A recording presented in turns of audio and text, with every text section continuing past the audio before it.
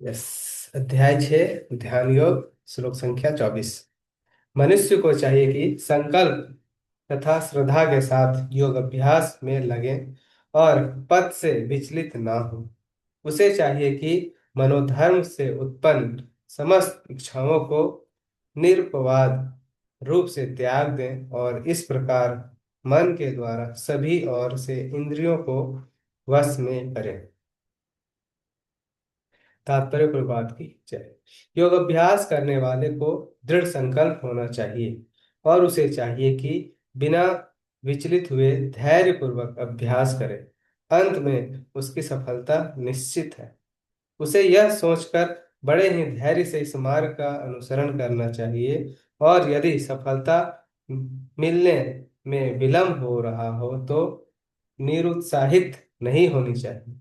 ऐसे दृढ़ अभ्यासी की सफलता सुनिश्चित है। भक्ति योग के संबंध में रूप गोस्वामी का कथन है। रूप गोस्वामी क्या बोल रहे हैं? मनुष्य पूर्ण हार्दिक उत्साह, धैर्य तथा संकल्प के साथ भक्ति योग का पूर्ण रूपेण पालन भक्त के साथ रहकर निर्धारित कर्मों के करने तथा सत् कार्यों में पूर्णतः लगे रहने से कर सकता है।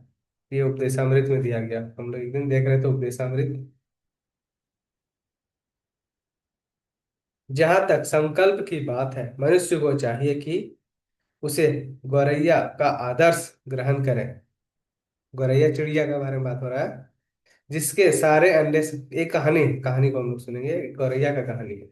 गौरैया का बता रहा है कि गौरैया का आदर्श ग्रहण करें, जिसके सारे अंडे समुद्र की लहरों में मग्न हो गए थे। गौरैया अंडा दी थी कहाँ पे? समुद्र के किनारे में। और समुद्र क्या किया? उस अंडे को लेके चला गया।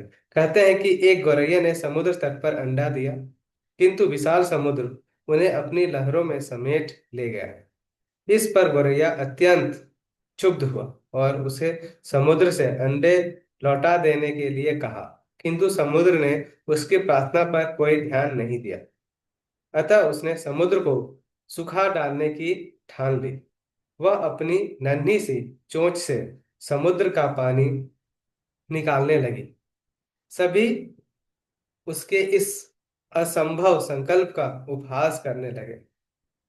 उसके इस कार्य की सर्वत्र चर्चा चलने लगी तो अंत में भगवान विष्णु के विराट वाहन पक्षीराज गरुड़ ने यह बात सुनी। उन्होंने अपनी इस नन्ही पक्षी बहन पर दया आई और वे गौरैया से मिलने आए। गरुड़ उस नन्ही गौरैया के निश्चय से बहुत प्रसन्न हुआ और उन्होंने उसकी सहायता करने का वचन दिया। गरुड़ ने तुरंत समुद्र से कहा कि वह उसके अंडे लौटा दे, नहीं तो उसे स्वयं आगे आना पड़ेगा। उससे समुद्र भयभीत हुआ और उसने अंडे लौटा दिए। वह गौरैया गरुड़ की कृपा से सुखी हो गया। इसी प्रकार योग विशेषतः कृष्ण भवनामृत में भक्ति योग अत्यंत दुष्कर प्रतीत हो सकता है, किंतु जो कोई संकल्प के साथ नियमों का पालन करता है, भगवान निश्चित रूप से उसकी सहायता करते हैं। क्योंकि जो अपनी सहायता आप करता है, भगवान उसकी सहायता करती है। तो देखो कितना अच्छा श्लोक था। इसमें गौरैया का एग्जाम्पल दिया कि गौरैया का एकदम छोटी सी चिड़िया, वो संकल्प करता है कि अब समुद्र देवता आप मेरा अंडा अंडा क्या करना है? लौटा देना है। तो समुद्रदेव उसका प्रार्थना को बोलते, छोटी सी गौरैया क्या है? तो वो गौरैया गुस्सा के बोलती है कि अगर आप अंडा नहीं लौटाएंगे तो हम आपको क्या करेंगे? समुद्र को ही सुखा देंगे। तो मजाक होता है कि अरे इतना विशाल समुद्र है, गौरैया का चोंच कितना छोटा है। थोड़ा थोड़ा पानी लेके वो क्या करती है? स्टार्ट करती है सुखाने के लिए। तो उसका सब हंसता है, मजाक उड़ाता है कि देखो एक छोटी सी नन्ही सी गौरैया, दो चार बूंद समुद्र का इधर से उधर करने से क्या समुद्र सूख जाएगा? तो लेकिन ये कंटिन्यू करते रही तो सब जगह चर्चा हो गया कि देखो एक गौरैया समुद्र को सुखाने चली है। तो एक मजाक जोक चल रहा था। लेकिन जैसे पक्षीराज गरुड़ को पता चलता है, तो गरुड़ उसका संकल्प को देख के मिलने के लिए आता है। गरुड़ देखते हैं कि हाँ एकदम सही में वो लगी हुई है सुखाने के लिए। तो गरुड़ उससे बड़ा प्रसन्न होते हैं और गरुड़ क्या करते हैं? बोलते हैं कि हम तुम्हारा हेल्प करेंगे, मदद करेंगे। तो फिर गरुड़ भगवान का जो वाहन है, बहुत पावरफुल है। तो वो फिर समुद्र देव से एकदम गुस्सा होके बोलते हैं। तो फिर फाइनली समुद्र देव डर जाते हैं और गौरैया को अंडा वापस कर देते हैं। इसी प्रकार अगर हम लोग भक्ति में लगे रहेंगे, नियम का पालन करेंगे, तो धीरे धीरे धीरे धीरे धीरे हमको जो हमारा जो इच्छा है वो जरूर पूरा करेंगे भगवान। हम लोग भक्ति में मन भी लगेगा, भक्ति को हम लोग बहुत आसानी से कर भी सकते हैं, लेकिन प्रयास हम लोग को स्टार्टिंग करना पड़ेगा। नियम के बारे में हम लोग बात कर रहा है, तो नियम प्रभुपाद जी बोलते थे। प्रभुपाद जी एकदम नियम से एकदम बहुत कट्टर थे, बोलते कि नहीं, हम बोगस गुरु नहीं है, हम लोग पैसा धन और कुछ भी हमको नहीं चाहिए, और कोई भक्ति में कोई कंप्रोमाइज नहीं। जब फॉरेन गए थे, विदेश में ही चालू किए हैं प्रचार, क्योंकि पता है इंडिया में सारा चीज क्या है, भक्ति को सब चीप लेता है। इंडिया में सब कोई पंडित है, सब बहुत जानता है सब कुछ। तो इसीलिए प्रभुपाद जी बहुत प्रयास किए हैं कि इंडिया ही में प्रचार करें, तो लेकिन पॉसिबल हो ही नहीं रहा था। तो क्या किया फाइनली, फिर जाते हैं बॉस्टन। बॉस्टन में वहां पे जाके प्रचार चालू करते हैं। तो वहां पे बहुत सारा विदेशी लोग बोला कि प्रभुपाद जी यहाँ पे ये मुश्किल है। 4 नियम प्रभुपाद जी एकदम स्ट्रिक्टली बोलते हैं फॉलो करने के लिए। 4 नियम क्या क्या है, किसी को पता है?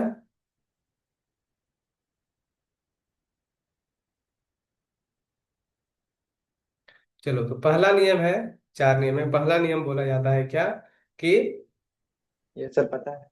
यस बताओ। तो पहला नियम है कि अवैध स्त्री संगा हम्म। ये नहीं रखना है। उसके बाद hmm. Unnecessary animal killing. Hmm. फिर सर अल्कोहल मतलब इंटॉक्सिन मतलब ड्रिंकिंग नहीं करना है, और गैम्बलिंग जुआ नहीं खेलना है। Yes, very good. 4 नियम बोले कि एकदम उसको कठोरता से पालन करना है, तभी हम लोग भक्ति का मतलब समझ सकते हैं, ना तो नहीं समझ सकते हैं। पहला नियम क्या बोलता है, कि पहला हम लोग को जुआ नहीं खेलना है। देखो कितना आसान लगता है जुआ, तो जुआ हम लोग कोई नहीं खेलते ऑब्वियसली, खासकर लड़के लोग तो जुआ खेलते हैं। दूसरा, नशा। नशा भी लगभग लगभग ना के बराबर कोई करता है। लेकिन तीसरा के जब बारे में बात होता है, तो फिर यहाँ पे सब गिर जाता है। तीसरा क्या बोलता है, कि मांस मांस नहीं खाना। और चौथा फिर बोलता है पर स्त्री पुरुष ये के चिंतन नहीं होना चाहिए।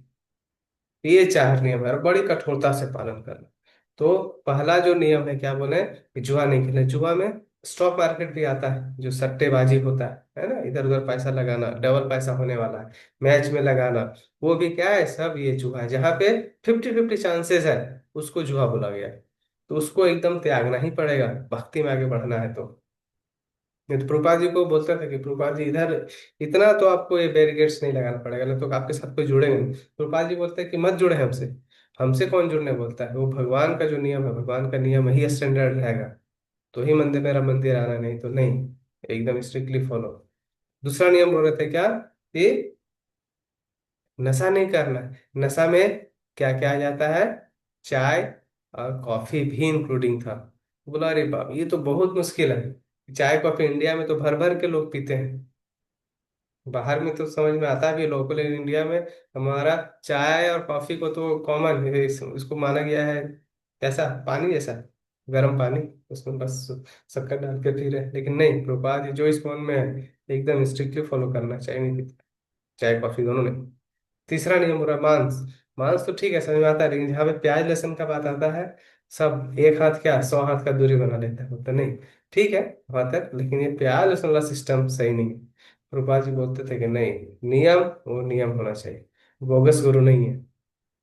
एकदम जितना फॉरेन में प्रचार किए, कहीं पे भी नो कम्प्रोमाइज। और लास्टली स्त्री पुरुष का एकदम एकदम डिस्टेंस बना के रखते हैं एकदम। हम लोग अभी जो है वो को करिकुलर एक्टिविटीज में सारा आ रहा है, को एजुकेशन में आ रहा है, गोपाल जी एकदम ये थे कि गर्ल्स का एक अलग डिपार्टमेंट, बॉयज का एक अलग डिपार्टमेंट, दोनों अलग अलग ही होना चाहिए, एक साथ नहीं होना चाहिए।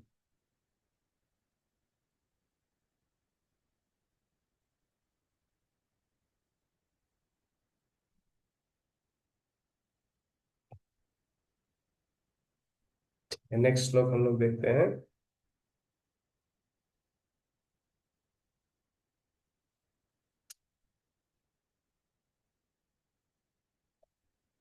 अब आता है धीरे धीरे क्रमशः, मतलब श्लोक संख्या 25। धीरे धीरे धीरे धीरे क्रमशः पूर्ण विश्वास पूर्वक बुद्धि के द्वारा समाधि में स्थिर होना चाहिए, और इस प्रकार मन को आत्मा में ही स्थिर करना चाहिए तथा अन्य कुछ भी नहीं सोचना चाहिए। तात्पर्य प्रभात की जय। समुचित विश्वास तथा बुद्धि के द्वारा मनुष्य को धीरे धीरे सारे इंद्रिय कर्म बंद कर देना चाहिए। यह प्रत्याहार कहलाता है। मन को विश्वास, ध्यान तथा इंद्रिय निवृत्ति द्वारा वश में करते हुए समाधि में स्थिर करना चाहिए। उस समय देहात्म बुद्धि में अनुरक्त होने की कोई संभावना नहीं रह जाती। दूसरे शब्दों में, जब तक इस शरीर का अस्तित्व है तब तक मनुष्य पदार्थ में लगा रहता है, किंतु उसे इंद्र तृप्ति के विषय में नहीं सोचना चाहिए। उसे परमात्मा के आनंद के अतिरिक्त किसी अन्य आनंद का चिंतन नहीं करना चाहिए। कृष्ण भावनामृत का अभ्यास करने से यह अवस्था सहज ही प्राप्त की जा सकती है।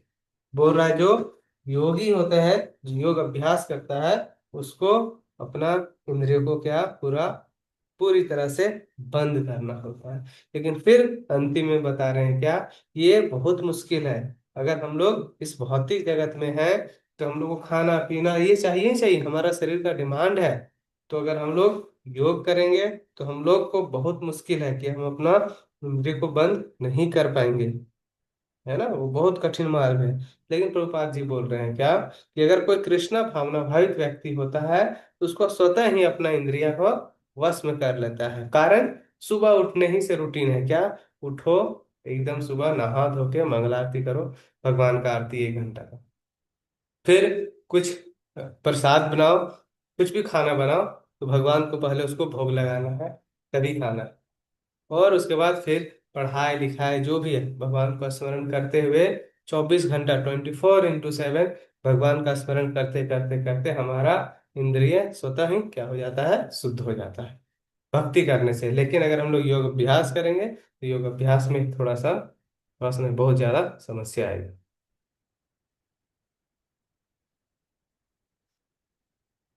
चलो नेक्स्ट श्लोक है हमारा 26।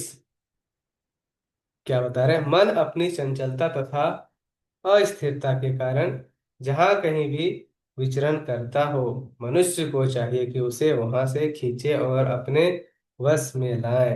मन है, मन तो इधर उधर भागेगा ही, उसको क्या करना, हम लोग को कैसे नियंत्रण करना, इसके बारे में तात्पर्य पर बात की जाए। मन स्वभाव से चंचल और अस्थिर है, किंतु स्वरूप सिद्धि योगी को मन को वश में लाना होता है। उस पर मन का अधिकार नहीं होना चाहिए। जो मन को तथा इंद्रियों को भी वश में रखता है वह गोस्वामी कहलाता है, और जो मन के वशीभूत होता है वह गोदास अर्थात इंद्रियों का सेवक कहलाता है। गोस्वामी इंद्र सुख के मानक से भिज्ञ होते हैं। दिव्य इंद्र सुख वह है जिसमें इंद्रियां ऋषिकेश अर्थात इंद्रियों के स्वामी भगवान कृष्ण की सेवा में लगी रहती है। शुद्ध इंद्रियों के द्वारा कृष्ण की सेवा ही कृष्ण चेतना या कृष्ण भावनामृत कहलाती है। इंद्रियों को पूर्ण वश में लाने की यही विधि है। इससे भी बढ़कर बात यह है कि यह योग अभ्यास की परम सिद्धि भी है। तो बोल रहे हैं क्या, कि मन मन भागने का उसका स्वभाव ही है, वो रुकने वाला है नहीं, वो भागेगा। लेकिन जैसे भागेगा क्या करना, फिर से हम लोग मन को पकड़ के लाना है। ये अभ्यास बहुत निरंतर करते रहना है। और एक बताया गया है कि एक है गोस्वामी और एक कहलाता है गौदास। गोस्वामी का मतलब क्या हुआ, और गौदास में क्या डिफरेंसेस है। जो अपना इंद्रिय को वश में कर सकता है उसको बोला गया है गोस्वामी, और जो अपना इंद्रिय के हिसाब से चलता है उसको बोला गया है गोदास। हम लोग जनरली क्या होते हैं, हम लोग क्या है, गोस्वामी या गोदास है, गोदास है।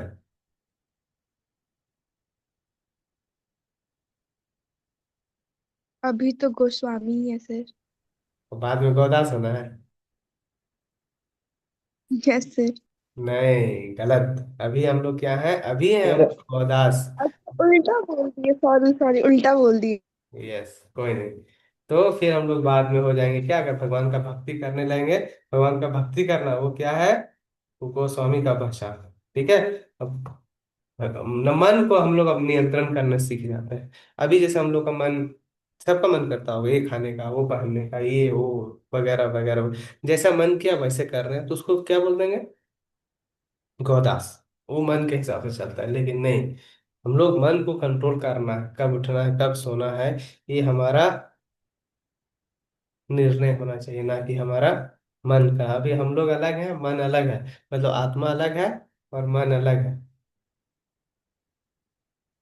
चलिए, लेकिन बोल रहा है अगर कोई कृष्ण भावनावित भावित में है, जो भगवान का भक्त है, उसका ऑटोमेटिक कृष्ण चेतना या कृष्ण भावनावित करता है, तो वो भगवान पे निरंतर लगा रहेगा, और उसको शुद्ध अशुद्ध का बात ही नहीं है। इंद्रियों को पूर्ण वश में लाना का यही एक विधि है, और यही एक है कि जो भगवान का भक्त होता है स्वतः ही उसका इंद्रिया कंट्रोल में रहता है। कंट्रोल में रहने का मतलब वो 24 घंटा भगवान का निरंतर सोच में ही लगा हुआ रहता है।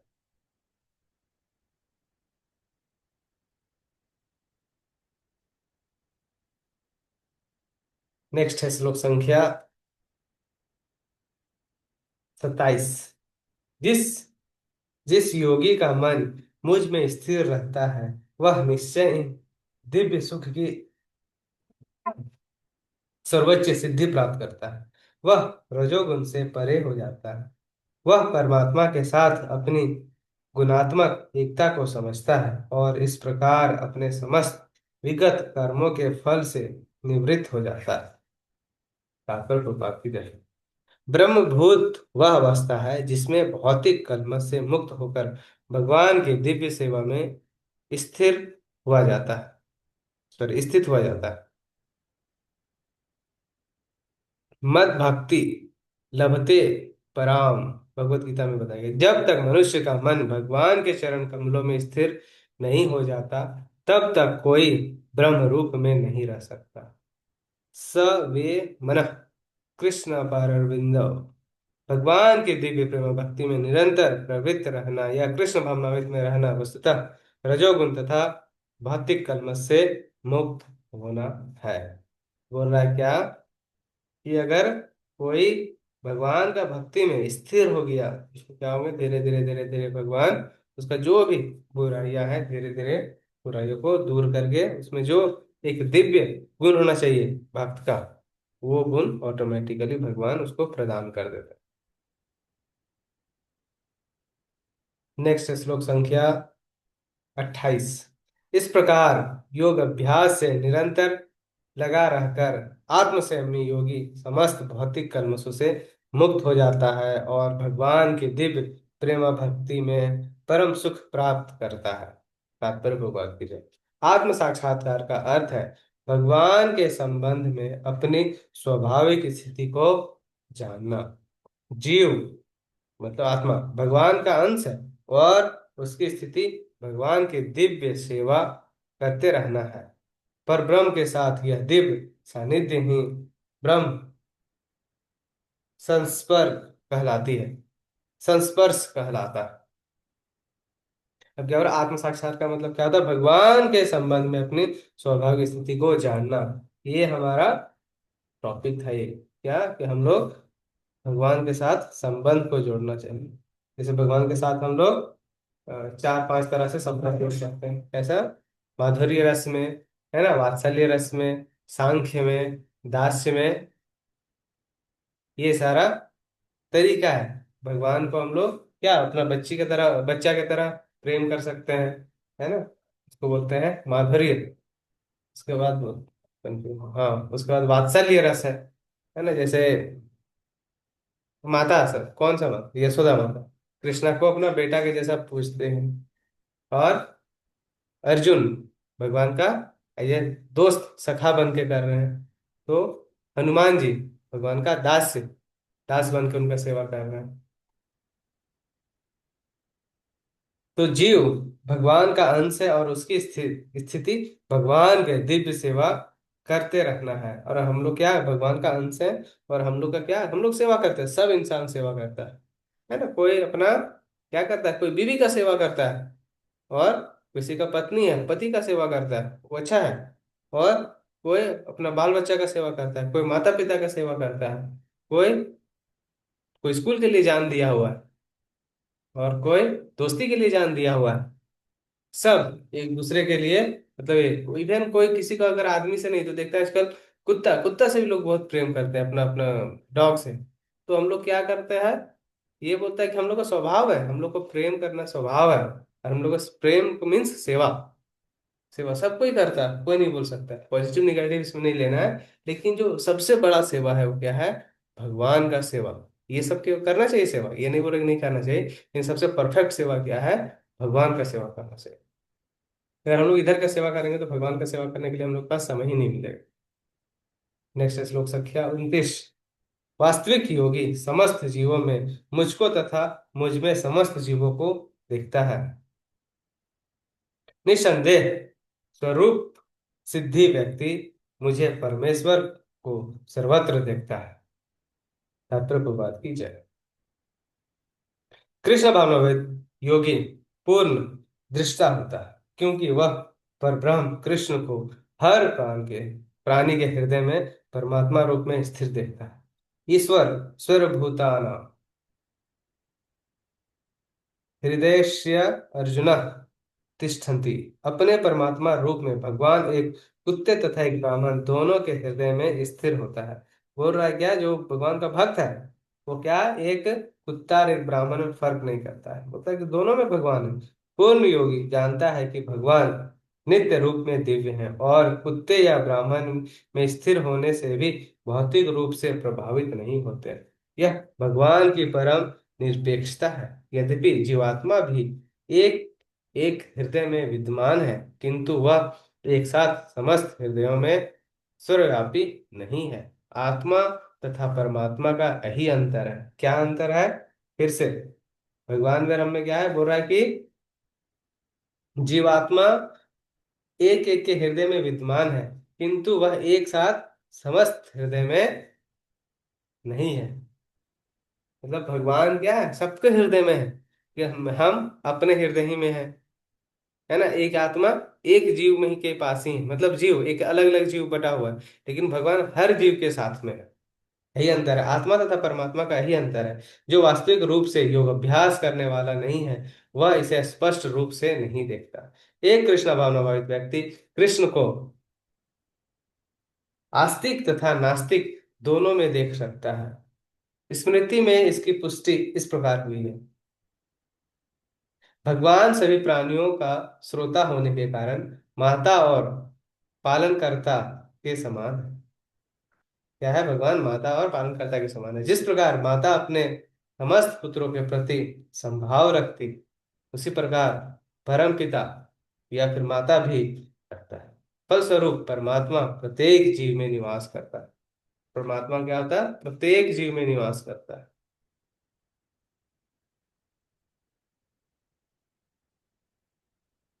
एक बार हम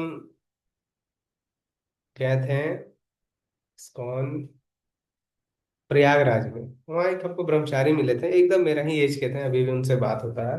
तो एक दिन हम वहीं पे रुके हुए थे इस्कॉन में ही, तो ये चीज ये बताए ना हमको, ये मतलब बड़ा हमको बुरा लगा। क्या बताएं कि बोले कि फलस्वरूप परमात्मा प्रत्येक जीव में निवास करते हैं। मतलब भगवान, भगवान क्या होता है, हम लोग को तो शरीर में है ठीक है, भगवान इवन कुत्ता बिल्ली सुअर बंदर छुछुंदर जो भी है, मतलब गंदा गंदा कीड़ा भी है बना हुआ है, भगवान वहां पे भी जाके उसका हृदय में बसा हुआ है। मतलब हम लोग कितना घिनौना काम करते हैं कि फिर हम लोग का क्या होगा, फिर से हम लोग दूसरा योनि में जाएंगे, और हम लोग अपना कर्म के कारण दूसरा योनि में जाएंगे, और फिर भगवान भी हमारे साथ वही योनि में जाएंगे। मतलब ये सुन के मतलब कितना बुरा लगता है कि हम लोग फिर भी ये जानते हैं कि हम लोग गलत नहीं करना चाहिए, हम लोग गलत काम करके हम लोग फिर दूसरा योनि में जाएंगे, और भगवान इतना शुद्ध है और इतना पवित्र है, और क्या होगा, हम लोग अगर हम लोग का भी स्थिति गिरेगा तो भगवान भी हम लोग के साथ जाएंगे। ये मतलब बड़ा दुख लगा। इसलिए हम लोग को ना थोड़ा सा अपना चेतना को बहुत अच्छा करना चाहिए, कि हम लोग को फिर से नहीं सोचना चाहिए कि हम लोग फिर से रिपीटेटिव बर्थ हो। ऐसा कुछ अपना हम लोग को कर्म करना है कि इससे हाईएस्ट में जाएंगे, ना कि हम लोग नीचे आएंगे कि भगवान को भी इसके चलते नीचे जाना पड़ा। मतलब हम लोग कुछ ऐसा एक्टिविटी करेंगे और हम लोग सुअर बन गए मान के चलो, तो कितना दुख की बात है कि भगवान भी हमारा शरीर में सुअर के ही रूप में स्थापित रहेंगे। मतलब हमारा एक्टिविटी ऐसा होना ही नहीं चाहिए। ब्रह्म रूप में भी प्रत्येक जीव भगवान की शक्ति या भगवत शक्ति में स्थित है, जैसा कि 7वें अध्याय में बताया जाएगा। भगवान की दो मुख्य शक्ति है, परा और एक अपरा। दो शक्ति है भगवान का, परा और अपरा। जीव पराशक्ति का अंश होता हुए भी अपराशक्ति से बद्ध है। जीव सदा ही भगवान की शक्ति में स्थित है। प्रत्येक जीव किसी न किसी प्रकार भगवान में ही स्थिर रहता है। योगी समदर्शी है, क्योंकि वह देखता है कि सारे जीव अपने अपने कर्म फलों के अनुसार विभिन्न स्थितियों में रहकर भगवान के दास होते हैं। पूरा क्या योगी जानता है कि जो जैसा कर्म करेगा उसको भगवान वैसे जगह पे ले जाएंगे। साक्षात परमेश्वर का दास रहता है। इस प्रकार प्रत्येक अवस्था में जीव ईश्वर का दास है। हर अवस्था में भगवान जीव का दास है। कृष्ण भावनान्वित व्यक्ति में यह समदृष्टि पूर्ण होता है। जो भगवान का भक्त है ये जानता है। तो हम लोग आज यहीं तक पढ़ेंगे, कल हम लोग स्टार्ट करेंगे श्लोक संख्या 30 से। तो आप लोग को प्रश्न होना चाहिए, कुछ कुछ पूछिए, या फिर आपको क्या समझ में आया ये भी बोल सकते हैं, बता सकते हैं।